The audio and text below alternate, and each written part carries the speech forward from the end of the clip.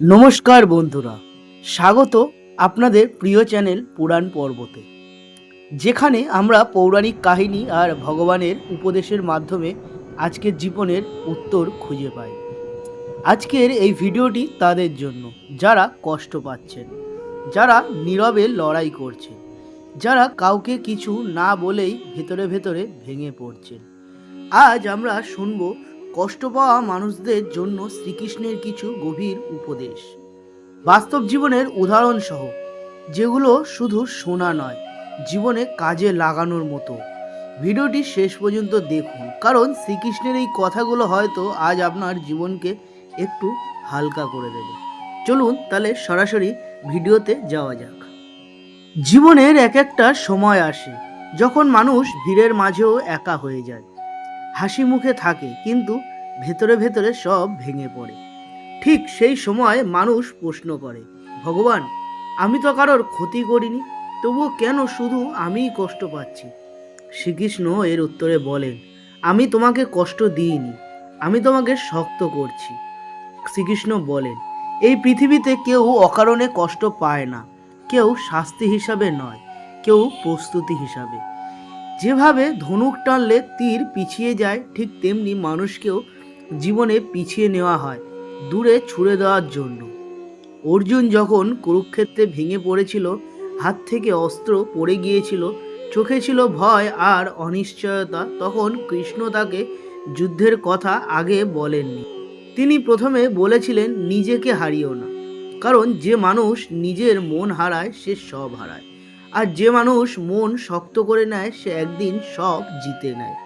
শ্রীকৃষ্ণ বলেন, কষ্ট কখনো স্থায়ী নয়, কিন্তু কষ্টের শিক্ষা স্থায়ী।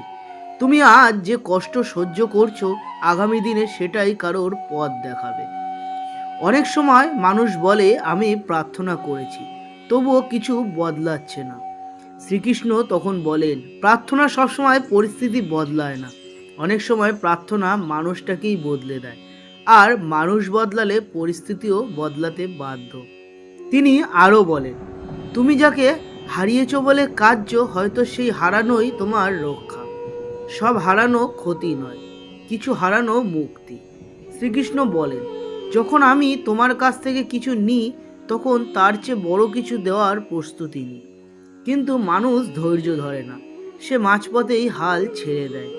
ঠিক তখনই শ্রীকৃষ্ণ বলেন, যেখানে তুমি থেমে যাচ্ছ, সেখান থেকেই আমি শুরু করি। জীবনে যারা বেশি কষ্ট পায় তারাই অন্যের কষ্ট বুঝতে শেখে, আর যে মানুষ কষ্ট বোঝে সে কখনো নিষ্ঠুর হতে পারে না। শ্রীকৃষ্ণ চান না তুমি শক্ত পাথর হয়ে যাও, তিনি চান তুমি শক্ত হলেও হৃদয় নরম রাখো, কারণ শক্ত হৃদয় মানুষকে একা করে দেয়, আর নরম হৃদয় মানুষকে ঈশ্বরের কাছে নিয়ে যায়। চলুন বন্ধুরা, কিছু উদাহরণ আপনাদের সঙ্গে আলোচনা করি, তাহলে বিষয়গুলো আপনাদের বুঝতে আরও সহজ হবে। একজন ছাত্র বারবার পরীক্ষায় ফেল করছে, পরিবারের চাপ, সমাজের কথা, সব মিলিয়ে সে নিজেকে অকেজো ভাবতে শুরু করলো।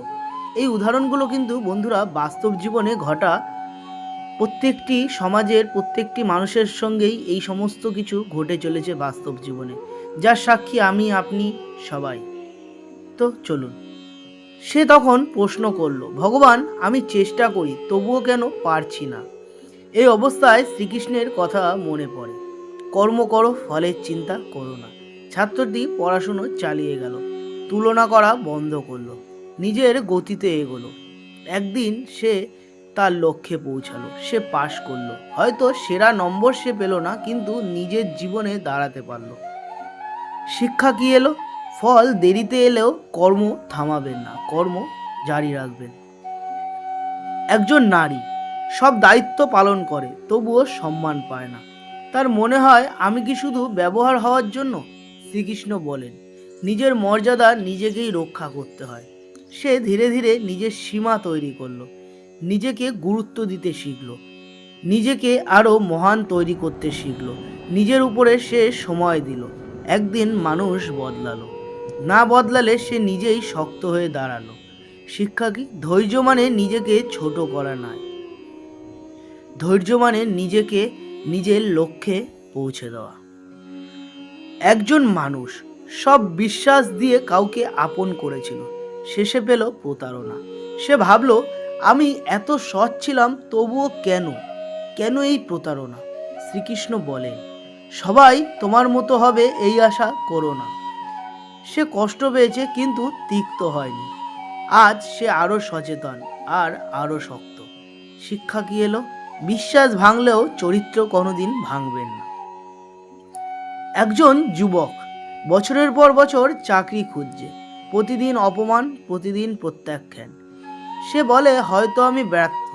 শ্রীকৃষ্ণ বলেন, যা দেরিতে আসে তা স্থায়ী হয়। সে হাল ছাড়েনি। একদিন এমন কাজ পেল যেটা তার জীবনটাই বদলে দিল। শিক্ষা, দেরি মানে না পাওয়া নয়, দেরি মানে স্থায়ী হওয়া।